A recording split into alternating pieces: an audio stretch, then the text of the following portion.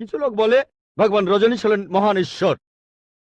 একবার প্রশ্নোত্তর পর্বে এক হিন্দু আমাকে বলেছিলেন, আমরা ভগবান রজনীশকে ঈশ্বর বলে মানি না। আমি কখনোই বলিনি হিন্দুরা ভগবান রজনীশকে ঈশ্বর বলে মানে। আমি বলেছি কিছু লোক তাকে ঈশ্বর বলে মানে। আসুন দেখি রজনীশকে আমরা টেস্ট করি।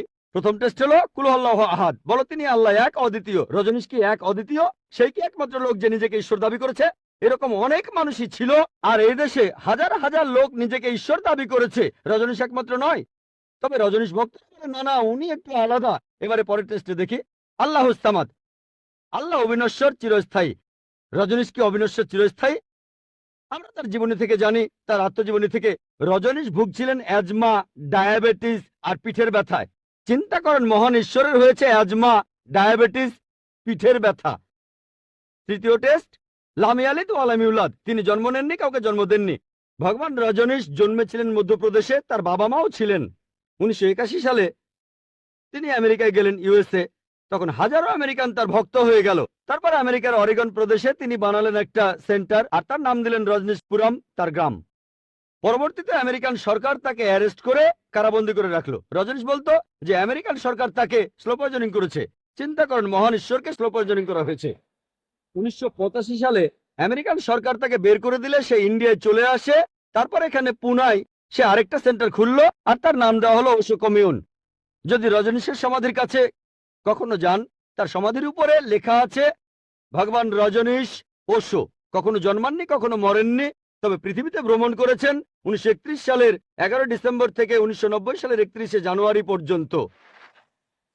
কখনো জন্মাননি, কখনো মরেননি, তবে পৃথিবীতে ভ্রমণ করেছেন 1931 সালের 11 ডিসেম্বর থেকে 1990 সালের 31শে জানুয়ারি পর্যন্ত। তার সমাধিতে এটা লিখতে ভুলে গেছে যে পৃথিবীর 21টা দেশ তাকে ভিসা দেয়নি। মহান ঈশ্বর আসলেন এই পৃথিবীতে পৃথিবী ঘোরার জন্য, বিভিন্ন দেশে যাওয়ার জন্য তার নাকি ভিসাও লাগে। তখন গ্রিসের আর্কবিশপ বলেছিলেন, যদি রজনীশকে এই দেশ থেকে তাড়িয়ে না দেওয়া হয়, আগে তার ঘর পোড়াবো, তারপর ভক্তদের ঘর পোড়াবো। শেষ টেস্ট, ওয়া লাম ইয়াকুল্লাহু কুফুয়ান আহাদ। পরীক্ষাটা এতই কঠিন যে একমাত্র আল্লাহ ছাড়া কেউই পাশ করবে না। যখনই আল্লাহর সাথে কারো তুলনা করবেন, সে আল্লাহ নয়। ওয়া লাম ইয়াকুল্লাহু কুফুয়ান আহাদ। এখন ভগবান রজনীশ অন্য অনেক মানুষের মতো মুখে দাড়ি ছিল, একটা নাক, দুটো চোখ, দুটো কান, দুটো হাত। যখন আল্লাহর সাথে পৃথিবীর কোনো কিছুর তুলনা করবেন, সে আল্লাহ নয়। ওয়া লাম ইয়াকুল্লাহু কুফুয়ান আহাদ। যদি কেউ বলে যে আল্লাহ তাআলা হাজার গুণ বেশি শক্তিশালী, আপনারা কি শোয়ার্জনেগারের নাম শুনেছেন? এই লোকের নাম কখনো শুনেছেন? কখনো শুনেছেন তার নাম? এই লোক একটা সময় ছিল মিস্টার ওয়ার্ল্ড, মিস্টার ইউনিভার্স, পৃথিবীর সবচেয়ে শক্তিশালী লোক, বিশ্বজগতের সবচেয়ে শক্তিশালী লোক। যখনই আল্লাহকে তুলনা করবেন কোনো কিছুর সাথে, হোক সেটা আর্নল্ড শোয়ার্জনেগার, হোক সেটা দারা সিং, হোক সেটা কিং কং, হোক সেটা হাজার গুণ বা লক্ষ গুণ, যখনই আল্লাহর সাথে পৃথিবীর কোনো কিছুর তুলনা করবেন, সে আল্লাহ নয়। ওয়া লাম ইয়াকুল্লাহু কুফুয়ান আহাদ, তার সমতুল্য কেউ নাই। তাহলে এই হলো 4 লাইনের সংজ্ঞা আল্লাহ সুবহানাহু ওয়া তাআলার পবিত্র কোরআনে আছে। আপনি যে ঈশ্বরের পূজা করছেন, ভাই, সেই ঈশ্বরকে সূরা ইখলাস দিয়ে টেস্ট করুন। যদি তিনি পাশ করেন, তাহলে সত্যিকারের ঈশ্বর, তা না হলে নকল ঈশ্বর। আসুন দেখি ইহুদি আর খ্রিস্টানদের ধর্মগ্রন্থে মুহাম্মদ সাল্লাল্লাহু আলাইহি ওয়াসাল্লাম সম্পর্কে কি বলা হয়েছে। ইহুদি আর খ্রিস্টানদের ধর্মগ্রন্থ আমরা জানি, বাইবেলের দুটো খণ্ড, একটা হলো ওল্ড টেস্টামেন্ট, অন্যটা নিউ টেস্টামেন্ট। এই বাইবেল ক্যাথলিক খ্রিস্টানদের মতে এতে 73টা বই আছে, আর প্রোটেস্ট্যান্টদের মতে তারা 7টা বই বাদ দিয়েছে ইহুদিদের ধর্মগ্রন্থ ওল্ড টেস্টামেন্ট থেকে, তাই তাদের বাইবেলে আছে 66টা বই।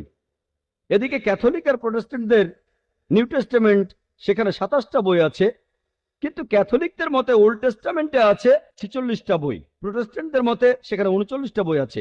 ওল্ড টেস্টামেন্টে সেই সব নবীর কথা বলা হয়েছে যারা ঈসা আলাইহিস সালামের আগে এই দুনিয়ায় এসেছিলেন, আর নিউ টেস্টামেন্ট সেখানে যীশু খ্রিস্টের জীবন আর তার সময়ের কথা বলা হয়েছে। আমরা প্রথমে ইহুদিদের ধর্মগ্রন্থে নবীজির বর্ণনা নিয়ে কথা বলবো। ওল্ড টেস্টামেন্টে উল্লেখ করা হয়েছে বুক অব ডিউটেরোনমি 18 নম্বর অধ্যায়ের 18 নম্বর অনুচ্ছেদে বলা হয়েছে, মহান ঈশ্বর বলেছেন, আমি একজন নবীকে পাঠাবো তোমার ভাইদের মধ্য থেকে, যে তোমার মতো হবে। আমি তাকে ধর্ম প্রচার করতে বলবো, সে আমারই আদেশে সব কথা বলবে। এখানে বলা হয়েছে, আমি একজন নবী পাঠাবো তোমার ভাইদের মধ্য থেকে, যে তোমার মতো হবে, মুসা আলাইহিস সালামের মতো হবে। আর খ্রিস্টানরা এখানে বলে যে এই কথাগুলো বলা হচ্ছে যীশু খ্রিস্ট বা ঈসা আলাইহিস সালাম সম্পর্কে। তাদের যদি বলি যে এটা কিভাবে যীশু খ্রিস্ট সম্পর্কে বলছে, তারা তখন বলে যে এটা বলা হয়েছে যে নবী আসবেন তিনি মুসা আলাইহিস সালামের মতো হবেন, আর ঈসা আলাইহিস সালাম ছিলেন মুসা আলাইহিস সালামের মতোই। তারপর যদি প্রশ্ন করি তাদের মিলটা কোথায়, তারা তখন বলে যে মুসা আর ঈসা আলাইহিস সালাম তারা দুজনেই আল্লাহর নবী ছিলেন, আর তারা দুজনে ইহুদি। সেজন্য এখানে বলা হয়েছে যিশু আর ঈসা আলাইহিস সালাম সম্পর্কে। এই দুটো ব্যাপার মিলে গেলেই যদি এমনটা দাবি করা হয় যে যীশু খ্রিস্টই হলেন সেই নবী, তিনি ইহুদি ছিলেন আর আল্লাহর নবী ছিলেন, তাহলে বাইবেলে যতজন নবীর কথা আছে মুসা আলাইহিস সালামের পরে সবার ক্ষেত্রে এই কথা খাটে। যেমন ধরেন নবী Sulaiman, Ezekiel, Isaiah, Daniel, Hosea, Joel, John the Baptist, তারা সবাই শান্তিতে থাকুন, তারা সবাই আল্লাহর নবী আর তারা সবাই ইহুদি, সবার ক্ষেত্রে এই কথা খাটে। যদি ভালো করে দেখেন তাহলে বুঝতে পারবেন এই ভবিষ্যৎবাণীটা সবচেয়ে বেশি মিলে যায় আমাদের নবীজি মুহাম্মদ সাল্লাল্লাহু আলাইহি সাল্লামের সাথে। আসুন দেখি ভবিষ্যৎবাণীটা কি বলছে। এখানে বলা হয়েছে আমি একজন নবী পাঠাবো তোমার ভাইদের মধ্য থেকে, যে তোমার মতো হবে, মুসা আলাইহিস সালামের মতো হবেন। যদি ভালো করে দেখেন মুসা আর মুহাম্মদ দুজনে শান্তিতে থাকুন, তারা দুজনেই জন্মেছিলেন স্বাভাবিকভাবে। তবে যিশু বা ঈসা আলাইহিস সালাম স্বাভাবিকভাবে জন্মাননি, তিনি কোনো পুরুষের ঔরসজাত হয়ে জন্মাননি। আর পবিত্র কোরআনে এই কথা উল্লেখ করা আছে সূরা ইমরানের 45 থেকে 47 নম্বর আয়াতে। এছাড়া বাইবেলে এই কথা আছে গসপেল অফ ম্যাথিউ 1 নম্বর অধ্যায়ের 18 অনুচ্ছেদে, এছাড়াও গসপেল অফ লুক 1 নম্বর অধ্যায়ের 35 অনুচ্ছেদে, যে তিনি কোনো পুরুষের ঔরসজাত হয়ে জন্মাননি, অলৌকিকভাবে জন্মেছিলেন। এইভাবে মুহাম্মদ সাল্লাল্লাহু আলাইহি সাল্লাম ছিলেন মুসা আলাইহিস সালামের মতো, কিন্তু ঈসা আলাইহিস সালাম তিনি মুসা আলাইহিস সালামের মতো ছিলেন না। এরপর আরো দেখবেন মুহাম্মদ সাল্লাল্লাহু আলাইহি সাল্লাম আর মুসা আলাইহিস সালাম তারা দুজনেই ছিলেন বিবাহিত, তাদের সন্তান ছিল। কিন্তু বাইবেলের কথা অনুযায়ী ঈসা আলাইহিস সালাম অবিবাহিত ছিলেন, তার কোনো সন্তান ছিল না। তাহলে যিশু মুসার মতো ছিলেন না, বরং মুহাম্মদ মুসার মতো। তারা সবাই শান্তিতে থাকুন। এরপর আপনারা আরো দেখবেন মুসা আলাইহিস সালাম আর মুহাম্মদ সাল্লাল্লাহু আলাইহি সাল্লাম তারা দুজনেই স্বাভাবিকভাবে মারা গেছেন, কিন্তু যিশু বা ঈসা আলাইহিস সালাম স্বাভাবিকভাবে মারা যাননি। পবিত্র কোরআন বলছে, তাই মানি যে আল্লাহ যীশু খ্রিস্টকে তার কাছে তুলে নিয়েছেন। সূরা নিসার 157 ও 158 নম্বর আয়াতে এই কথা বলা হয়েছে। আমরা মানি তিনি মারা যাননি।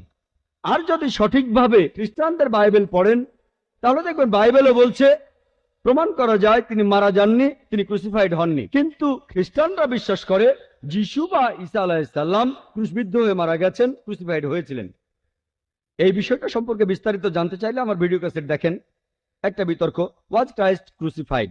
তবে তর্কের খাতিরে যদি মেনেও নেই তাদের কথাই ঠিক, তাহলে মানবেন যে যিশু বা ঈসা আলাইহিস সালাম স্বাভাবিকভাবে মারা যাননি। খ্রিস্টানরা যেভাবে বাইবেলের ব্যাখ্যা করে সেটা ভুল। তারপরেও সেটা মানলে এটাও মানবেন যীশু খ্রিস্টের মৃত্যু স্বাভাবিক নয়।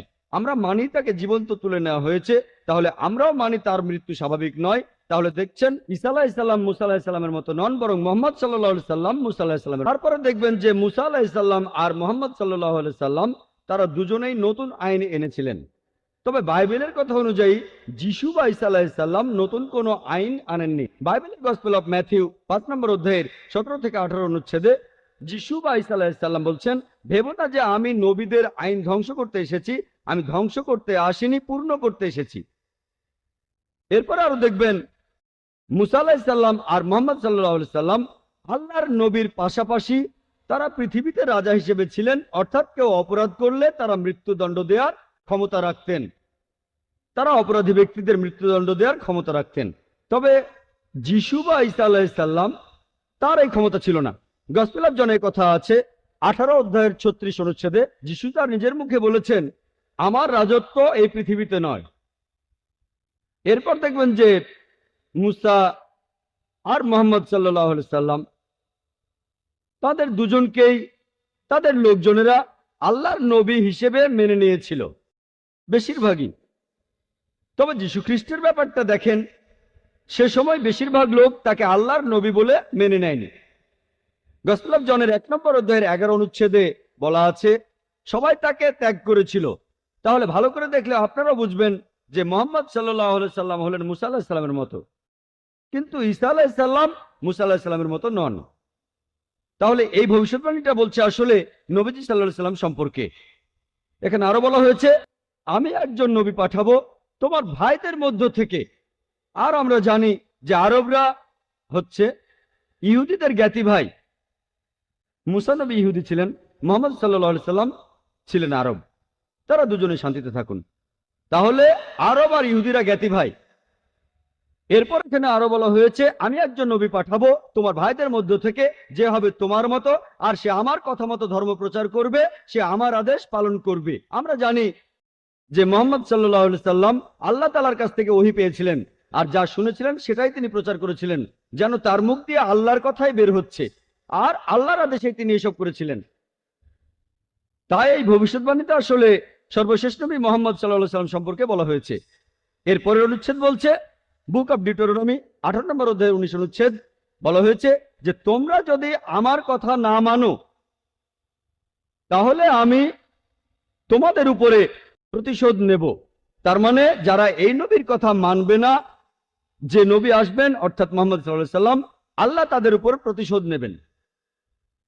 এরপরে উল্লেখ আছে বুক অব আইজায়া 29 নম্বর অধ্যায়ের 12 নম্বর অনুচ্ছেদে, বলা হয়েছে যে আসমানি কিতাব দেয়া হবে তাকে যে শিক্ষিত নয়। কিতাব দেয়া হবে সেই নবীকে যে শিক্ষিত নয়। তাকে যখন বলা হবে এটা পড়ো, আমি প্রার্থনা করছি, সে তখন বলবে আমি পড়তে জানি না। আর আমরা জানি নবীজি সাল্লাল্লাহু আলাইহি সাল্লামের কাছে যখন প্রথম ওহী আসলো, ফেরেশতা জিবরাইল আলাইহিস সালাম তাকে বললেন ইকরা, পড়ো।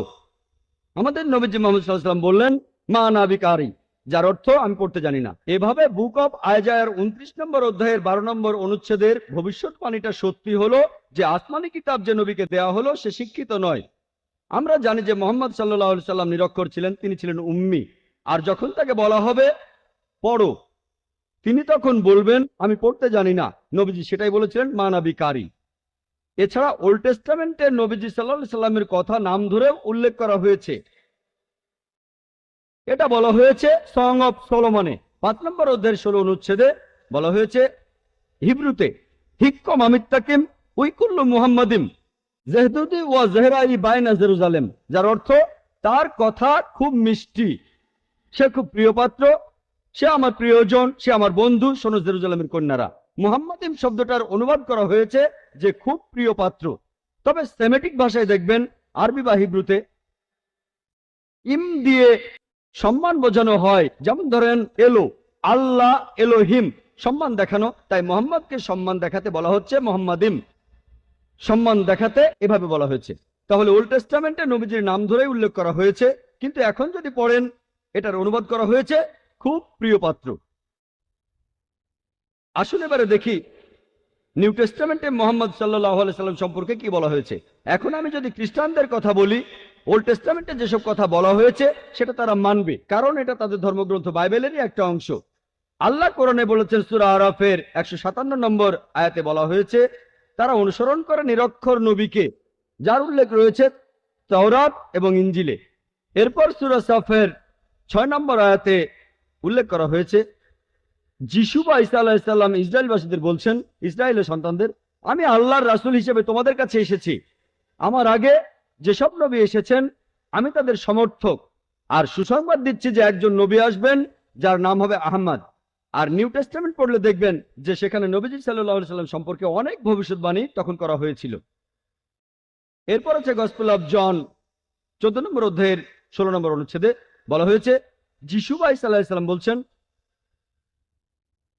আমি পিতার কাছে প্রার্থনা করব, তিনি সাহায্যকারী পাঠাবেন যে সবসময় তোমাদের সাথেই থাকবে। এরপর গসপেল অফ জন 15 অধ্যায় 26 অনুচ্ছেদে বলছে যখন সেই সাহায্যকারী আসবে আমার পিতা যাকে পাঠাবেন সে আমার সম্মানটা বাড়িয়ে দেবে। এরপর গসপেল অফ জন 16 নম্বর অধ্যায় 7 অনুচ্ছেদে আছে আমি তোমাদের সত্যি কথাটাই বলে ফেলি, আমি চলে গেলেই তোমাদের সবার জন্য ভালো হবে, কারণ আমি যদি চলে না যাই তাহলে সেই সাহায্যকারী আসবে না, আর আমি চলে গেলেই সে এখানে আসবে। আর খ্রিস্টানদের বলতে শুনবেন এই সাহায্যকারী বলতে বোঝায় পবিত্র আত্মাকে।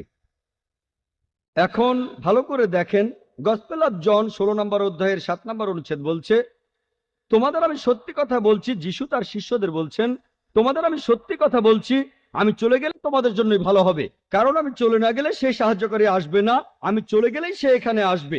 সাহায্যকারীর পৃথিবীতে আসার শর্ত হলো যে যিশু বা ঈসা আলাইহিস সালাম চলে যাবেন, তিনি চলে গেলেই সাহায্যকারী তারপর এখানে আসবেন। আমরা জানি যে পবিত্র আত্মা তখনও ছিল যিশুকে যখন ব্যাপটাইজ করা হয়, এমনকি যীশু খ্রিস্ট জন্মানোর আগেও পবিত্র আত্মা সেখানে ছিল যখন তিনি মায়ের গর্ভে ছিলেন। অনেক জায়গায় বাইবেল কথা বলা হয়েছে, তাহলে এই সাহায্যকারী আসলে পবিত্র আত্মা হতে পারে না। এরপরে দেখবেন এই সাহায্যকারী শব্দটা যদি গ্রিক বা অ্যারামাইক ভাষা দেখেন, গ্রিক ভাষায় এই শব্দটা হলো প্যারাক্লিট, এটার অনুবাদ করা হয়েছে সাহায্যকারী। প্যারাক্লিট শব্দটার অর্থ আসলে সমর্থন করা। মূল শব্দটা হলো প্যারাক্লিটস, যার অর্থ যে প্রশংসা করে অথবা যে প্রশংসা পাওয়ার যোগ্য। আমরা জানি যে আমাদের নবীজির দুটো নাম আছে, আহমেদ আর মোহাম্মদ সাল্লাল্লাহু আলাইহি সাল্লাম। এখন শব্দটা যাই হোক, ধরেন প্যারাক্লিটস যে প্রশংসা করে বা প্রশংসনীয়, অথবা ধরেন প্যারাক্লিট হোক সমর্থক বা সাহায্যকারী। আলহামদুলিল্লাহ, এই কথাগুলো সবচেয়ে বেশি মেলে সর্বশেষ নবী মুহাম্মদ সাল্লাল্লাহু আলাইহি সাল্লামের বেলায়। এরপর গসপেল অফ জনে বলা হয়েছে 16 নম্বর অধ্যায়ের 12 থেকে 14 নম্বর অনুচ্ছেদে, যিশু ঈসা আলাইহিস সালাম বলছেন, তোমাদের আমি অনেক কথাই বলতে চাই, কিন্তু তোমরা এখন সেগুলো বুঝবে না, কারণ যখন সত্যের আত্মা তোমাদের কাছে আসবে সে তোমাদের সত্যের পথে নিয়ে যাবে। সে তার নিজের কথা বলবে না, যে কথাগুলো শুনবে সেগুলোই বলবে। সে আমাকে মহিমান্বিত করবে, সে তোমাদের ভবিষ্যতের কথা বলবে। এখানে বলা হয়েছে, আমি তোমাদের অনেক কথা বলতে চাই, কিন্তু তোমরা এখন সেটা বুঝবে না। যীশু খ্রিস্ট তার শিষ্যদের বলছেন, আমি তোমাদের অনেক কথা বলতে চাই, কিন্তু তোমরা এখন সেগুলো বুঝবে না, কারণ যখন সত্যের আত্মা তোমাদের কাছে আসবে সে তোমাদের সত্যের পথে নিয়ে যাবে, তার নিজের কথা বলবে না, সে যা শুনবে তাই বলবে। আমরা জানি নবীজির কাছে যে ওহী এসেছিল তিনি সেটাই বলেছিলেন। সে তার নিজের কথা বলবে না, যে কথাগুলো শুনবে সেগুলোই বলবে। সে তোমাদের ভবিষ্যতের কথা বলবে, সে আমাকে মহিমান্বিত করবে। আমরা জানি মুহাম্মদ সাল্লাল্লাহু আলাইহি সাল্লাম যিশুকে মহিমান্বিত করেছেন পবিত্র কোরআনে আর বিভিন্ন হাদিসে। আমরা মানি যিশু বা ঈসা আলাইহিস সালাম তিনি আল্লাহ সুবহানাহু ওয়া তাআলার প্রেরিত একজন রাসূল ছিলেন। আমরা মানি যে যিশু বা ঈসা আলাইহিস সালাম হলেন মসিহ অর্থাৎ খ্রিস্ট। বিশ্বাস করি যে তিনি অলৌকিকভাবে জন্মেছিলেন কোনো পুরুষের হস্তক্ষেপ ছাড়াই, যেটা অনেক আধুনিক খ্রিস্টান বিশ্বাস করে না। বিশ্বাস করি তিনি আল্লাহর আদেশে মৃত মানুষকে জীবিত করেছেন। বিশ্বাস করি তিনি আল্লাহর আদেশে জন্মান্ধ কুষ্ঠরোগীদের সুস্থ করেছেন। তাহলে নবীজি মুহাম্মদ সাল্লাল্লাহু আলাইহি সাল্লাম যিশু খ্রিস্টকে মহিমান্বিত করেছিলেন। তাহলে এই ভবিষ্যৎবাণীটাও আসলে আমাদের নবীজি মুহাম্মদ সাল্লাল্লাহু আলাইহি সাল্লাম সম্পর্কে বলছে। এই হলো সংক্ষেপে ইহুদি আর খ্রিস্টানদের ধর্মগ্রন্থে আমাদের নবীজির বর্ণনা। সময়ের স্বল্পতার কারণে এখানে আমি অনেক উদ্ধৃতির কথা বলিনি। এটা হলো সংক্ষেপে বিশাল আইসবার্গের মাথাটা। আমাদের নবীজি মুহাম্মদ সাল্লাল্লাহু আলাইহি সাল্লাম বিভিন্ন ধর্মগ্রন্থে তার সম্পর্কে কি বলা হয়েছে। আমার লেকচার শেষ করার আগে কোরআন থেকে একটা উদ্ধৃতি দেব। সূরা কাউসারের 1 থেকে 3 নম্বর আয়াতে আল্লাহ বলেছেন, ইন্না আতাইনা কাল কাউসার ফাসাল্লি লিরাব্বিকা ওয়ানহার ইন্না শানিয়াকা হুয়াল আবতার। অর্থাৎ আমি তাকে দিয়েছি কল্যাণের প্রাচুর্য কাউসার, আর তুমি কোরবানি করো, প্রতিপালকের নামে সালাত আদায় করো। যদি কেউ তোমাকে ঘৃণা করে মুহাম্মদ সাল্লাল্লাহু আলাইহি সাল্লামকে, সেই ব্যক্তি তখন নির্বংশ হয়ে যাবে। আমার নাম রামকৃষ্ণ, আমি ফিজিওথেরাপি ছাত্র। আমার প্রশ্ন হলো, আল্লাহর আদম হাওয়াকে সৃষ্টি করার কি প্রয়োজন ছিল, অথবা এই বিশ্ব জগৎ এগুলো সৃষ্টি করে কি উপকার পাবেন? আমার দ্বিতীয় প্রশ্ন হলো, সবকিছুই কেউ সৃষ্টি করেছে, তাহলে ঈশ্বর তাকেও অবশ্যই কেউ সৃষ্টি করেছে। আল্লাহ শব্দটার অর্থ কি? ভাই 3টা প্রশ্ন করেছেন। প্রথম প্রশ্নটা, আল্লাহ কেন আদম হাওয়াকে সৃষ্টি করলেন, এই সৃষ্টি করার কারণটা কি, বিশ্বজগৎ সৃষ্টির কারণ কি? আল্লাহ সৃষ্টি করেছেন আদম আর হাওয়াকে, তারা দুজনে শান্তিতে থাকুন, যাতে করে মানুষ যাতে আসতে পারে, তারা আমাদের সবার পূর্বপুরুষ। পবিত্র কোরআনে সূরা হুজুরাতের 13 নম্বর আয়াতে উল্লেখ করা হয়েছে, يا أيها الناس إنا خلقناكم من ذكر وأنثى وجعلناكم شعوبا وقبائل لتعارفوا إن أكرمكم عند الله أتقاكم إن الله عليم خبير। হে মানুষ জাতি, আমি তোমাদের সৃষ্টি করেছি এক পুরুষ ও এক নারী হতে, আর তোমাদের বিভক্ত করেছি বিভিন্ন জাতি আর গোত্রে, যেন তোমরা অন্যের সাথে পরিচিত হতে পারো। এই জন্য নয় যে অন্যকে ঘৃণা করবে। আর আল্লাহর কাছে অধিক মর্যাদা সম্পন্ন সেই ব্যক্তি যার আছে তাকওয়া। আল্লাহ যেটার মাধ্যমে মানুষের বিচার করেন, টাকা পয়সা নয়, গায়ের রং নয়, জাতি বা গোত্র নয়, ধর্মমত নয়, সেটা হলো তাকওয়া। সেটা হলো আল্লাহকে মানা, ন্যায় পরায়ণতা, ধার্মিকতা। তাহলে আদম আর হাওয়া আলাইহিসসালাম তারা আমাদের সবার পূর্বপুরুষ, আপনারও পূর্বপুরুষ, আমারও পূর্বপুরুষ, সব মানুষের। সেজন্য আপনাকে ভাই বলে ডেকেছি ভাই, সব মানুষ ভাই ভাই। আল্লাহ বলেছেন ইয়া আইয়ুহান নাস, হে মানুষ জাতি। আর পবিত্র কোরআনে সূরা ইসরার ৭০ নম্বর আয়াতে উল্লেখ করা হয়েছে ওয়া লাকাদ কাররামনা বানি আদামা, আল্লাহ তাআলা মর্যাদা দিয়েছেন সব আদম সন্তানকেই। হোক আপনি জন্ম নেন ইন্ডিয়ায়, আমেরিকায়, ইংল্যান্ডে, জন্মান কোনো হিন্দু পরিবারে বা মুসলিম পরিবারে বা খ্রিস্টান পরিবারে, আল্লাহ বলেছেন তিনি সব মানুষকে মর্যাদা দিয়েছেন। মানুষে জন্মালে আল্লাহ তাকে মর্যাদা দেবেন। সে হোক আপনার নাম জাকির, আব্দুল্লাহ, রামু, শঙ্কর, মানুষে জন্মালে আল্লাহ মর্যাদা দেবেন। আপনার প্রশ্নতে আসি, কেন আল্লাহ তাআলা মানুষ সৃষ্টি করলেন? আল্লাহ মানুষ সৃষ্টি করেছেন কারণ আল্লাহ বলেছেন মানুষ হলো আল্লাহ সৃষ্টির মধ্যে সেরা। আল্লাহ তাআলা অন্য যা কিছু সৃষ্টি করেছেন তা আল্লাহকে মানে। ফেরেশতা সৃষ্টি করেছেন, আল্লাহ যে আদেশই দেন ফেরেশতাগণ সে আদেশ পালন করেন, তাদের নিজস্ব ইচ্ছা নেই। মানুষ হলো আল্লাহ তাআলার এমন এক সৃষ্টি যার নিজের ইচ্ছা আছে। আমরা তার কথা মানতেও পারি নাও মানতে পারি, তাই আল্লাহ আমাদের সৃষ্টি করেছেন। আমরা হলাম তার সৃষ্টির সেরা, আশরাফুল মাখলুকাত। তবে আমরা আল্লাহ তাআলার কথা মানতে পারি নাও মানতে পারি। যদি আল্লাহর আদেশ মানেন তাহলে জান্নাতে যেতে পারবেন, তাহলে বেহেশতে যাবেন, স্বর্গে যেতে পারবেন। যদি আদেশ না মানেন তাহলে জাহান্নামে যাবেন, দুর্ভোগে যাবেন। তাহলে এই জীবনটা পরকালের জন্য পরীক্ষা। পবিত্র কোরআনে সূরা মুলকে ২ নম্বর আয়াতে উল্লেখ করা হয়েছে আল্লাযী খালাকাল মাউতা ওয়া হায়াতা, আল্লাহ তাআলা সৃষ্টি করেছেন জীবন ও মৃত্যু তোমাদের পরীক্ষা করার জন্য। তাহলে এই জীবনটা হলো পরকালের জন্য পরীক্ষা। তাহলে আল্লাহ মানুষ সৃষ্টি করেছেন। আর আল্লাহ বলেছেন সূরা জারিয়াতের ৫৬ নম্বর আয়াতে উল্লেখ করা হয়েছে ওয়া মা খালাকতুল জিন্না ওয়াল ইনসা ইল্লা লিয়াবুদুন, আমি সৃষ্টি করেছি জিন ও মানুষকে যেন তারা আমার ইবাদত করে। তাই আমাদের উচিত আল্লাহ তাআলার আদেশ নিষেধগুলো মেনে চলা। তাহলে আমরা আল্লাহ সুবহানাহু ওয়া তাআলার অন্যরকম সৃষ্টি যার নিজস্ব ইচ্ছা আছে। আমরা আল্লাহ তাআলার আদেশ মানতে পারি আবার নাও মানতে পারি। অন্যান্য সকল সৃষ্টি যেমন তারা, গাছ, পাহাড়, পবিত্র কোরআন বলছে তারা আল্লাহ তাআলাকে সেজদা করে, তার সামনে নতজানু হয়, আল্লাহকে মানে। আমাদের স্বাধীন ইচ্ছা আছে, আল্লাহ আমাদের এই স্বাধীন ইচ্ছা দিয়েছেন। এই স্বাধীন ইচ্ছা নিয়ে যদি আল্লাহকে মানেন আপনি তাহলে ফেরেশতাদের উপরে চলে যাবেন। আর যদি আল্লাহ তাআলাকে না মানেন তখন হবেন শয়তানের সহযোগী।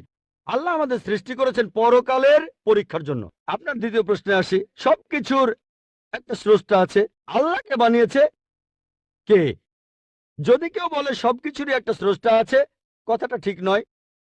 সব সৃষ্ট জিনিসের স্রষ্টা আছে। আল্লাহ তাআলার সংজ্ঞা হচ্ছে তাকে কেউ সৃষ্টি করেনি। যখনই বলবেন কে আল্লাহকে বানিয়েছে সে আল্লাহ নয়। আল্লাহ তাআলার সংজ্ঞা হচ্ছে তিনি সৃষ্টি হননি। ধরেন এক লোক আপনাকে বলল যে ভাই আমার বন্ধু জন, সে হাসপাতালে ভর্তি হয়েছে, সে একটা বাচ্চার জন্ম দিয়েছে। বলতে পারবেন এই বাচ্চাটা ছেলে না মেয়ে? বলতে পারবেন? চেষ্টা করেন, দেখেন। পারবেন না কেন? ছেলে না মেয়ে? হ্যাঁ না। ধরেন ভাই জন, সে হাসপাতালে ভর্তি হয়েছে, সে একটা বাচ্চার জন্ম দিল, এই বাচ্চাটা ছেলে না মেয়ে? আপনি বলতে পারবেন? না না। 50% চান্স ছেলে না মেয়ে। লোকজন সবাই হাসছে কেন? বলতে পারবেন? পারবেন না কেন? যে উত্তরই বলেন সেটা কি ঠিক হবে? চেষ্টা করে দেখেন, যে বাচ্চাটা জন্মালো সে কি ছেলে না মেয়ে? চেষ্টা করেন। মেয়ে। মেয়ে। ভাই পুরুষ লোক কি বাচ্চার জন্ম দিতে পারে? হ্যাঁ, এখানে আপনি ভুল করেছেন। একইভাবে ভুল করেছেন যখন বললেন কে আল্লাহকে বানিয়েছে। পুরুষ লোক কোনো বাচ্চার জন্ম দিতে পারে না, তাহলে তো মেয়ে বা ছেলে হওয়ার প্রশ্নই আসে না। এখন কি আপনি বুঝতে পেরেছেন? হ্যাঁ বুঝতে পেরেছেন, এই তো ভালো। পুরুষ লোক কোনো বাচ্চার জন্ম দিতে পারে না, তাহলে তো ছেলে বা মেয়ে হওয়ার কোনো প্রশ্নই আসে না। যখন প্রশ্ন করলেন কে আল্লাহকে সৃষ্টি করেছে, আল্লাহর সংজ্ঞা হচ্ছে, ঈশ্বরের সংজ্ঞা হচ্ছে তিনি সৃষ্টি হননি। যখনই বলবেন কে আল্লাহকে বানিয়েছে সে আল্লাহ নয়। ওয়ালাম ইয়াকুল্লাহু কুফুয়ান আহাদ, তার সমতুল্য কেউ নেই। এবারে আপনার শেষ প্রশ্নটাতে আসে, আল্লাহ কে? আল্লাহ কে? সবচেয়ে সেরা সংজ্ঞাটা আছে পবিত্র কোরআনে সূরা ইখলাসে 1 নম্বর থেকে 4 নম্বর আয়াতে উল্লেখ করা হয়েছে। এখানে বলা হয়েছে যে কুল হুয়াল্লাহু আহাদ, বলো তিনি আল্লাহ এক, অদ্বিতীয়। আল্লাহুস সামাদ, তিনি অবিনশ্বর, চিরস্থায়ী। লাম ইয়ালিদ ওয়া লাম ইউলাদ, তিনি জন্ম নেননি, কাউকে জন্ম দেননি। ওয়ালাম ইয়াকুল্লাহু কুফুয়ান আহাদ, তার সমতুল্য কেউ নেই। এই হলো 4 লাইনের সংজ্ঞা আল্লাহ সুবহানাহু ওয়া তাআলার। যদি কোনো মানুষ, যদি কেউ বলে যে অমুক লোকটা আল্লাহ, সেই লোক যদি এই 4টা শর্ত পূরণ করতে পারে, আমাদের মুসলিমদের কোনো আপত্তি থাকবে না সেই লোককে আল্লাহ বলে মেনে নিতে। 4 লাইনের সংজ্ঞা, এটাই হলো ধর্মের লিটমাস টেস্ট। আল্লাহ তাআলার সংজ্ঞা, প্রথমটা হলো কুল হুয়াল্লাহু আহাদ, বলো তিনি আল্লাহ এক, অদ্বিতীয়। আল্লাহুস সামাদ, আল্লাহ বিনশ্বর, চিরস্থায়ী। লাম ইয়ালিদ ওয়া লাম ইউলাদ, তিনি জন্ম নেননি, কাউকে জন্ম দেননি। ওয়া লাম ইয়াকুল লাহু কুফুয়ান আহাদ, তার সমতুল্য কেউ নেই। যদি হিন্দু ধর্মগ্রন্থগুলো পড়েন, সেখানেও একই রকম কথা বলা হয়েছে, কুল হুয়াল্লাহু আহাদ। এটা পাবেন আপনাদের ছান্দোগ্য উপনিষদে 6 নম্বর অধ্যায় 2য় অনুচ্ছেদের 1ম পরিচ্ছেদে। এক্কামে বিদ্বিতীয়াম, ঈশ্বর মাত্র একজন, দ্বিতীয় কেউ নেই। দ্বিতীয় টেস্ট আল্লাহুস সামাদ, আল্লাহ বিনশ্বর, চিরস্থায়ী। ভগবত গীতা 10 অধ্যায়ে 3 অনুচ্ছেদ বলছে, আমাকে বলা হয় এই বিশ্ব জগতের প্রভু, আমি জন্ম নেইনি, কোনো শুরু নেই। তৃতীয় টেস্ট লাম ইয়ালিদ ওয়া লাম ইউলাদ, তিনি জন্ম নেননি, কাউকে জন্ম দেননি। আর শ্বেতাক্ষেত্র উপনিষদে আছে 6 নম্বর অধ্যায়ের 9 অনুচ্ছেদে, নাচাই সাকাসিদ জানিতা নাচা দীপা, ঈশ্বরের কোনো প্রভু নেই, তার কোনো বাবা মা নেই। মহান ঈশ্বরের কোনো বাবা নেই, তার কোনো মা নেই। তারপর ওয়া লাম ইয়াকুল লাহু কুফুয়ান আহাদ, তার সমতুল্য কেউ নেই। আর শ্বেতাক্ষেত্র উপনিষদে বলা হয়েছে 4 নম্বর অধ্যায়ের 19 অনুচ্ছেদে আছে। এছাড়াও যজুর্বেদ 32 অধ্যায়ের 3 অনুচ্ছেদে বলা হয়েছে, নাতাস্তি প্রতিমা আস্তি, মহান ঈশ্বরের কোনো প্রতিমা নেই, কোনো মূর্তি নেই, কোনো ছবি নেই, কোনো ফটোগ্রাফ নেই, কোনো ভাস্কর্য নেই। এটা কে বলেছে? যজুর্বেদ 32 অধ্যায় 3য় অনুচ্ছেদ বলেছে একই কথা, ওয়া লাম ইয়াকুল লাহু কুফুয়ান আহাদ। যদি কেউ বলে যে অমুক লোকটা হচ্ছে আল্লাহ, যদি সেই লোক এই 4টা শর্ত পূরণ করে, আমরা মুসলিমরা কোনো রকম আপত্তি ছাড়াই সেই লোককে আল্লাহ বলে মেনে নেব।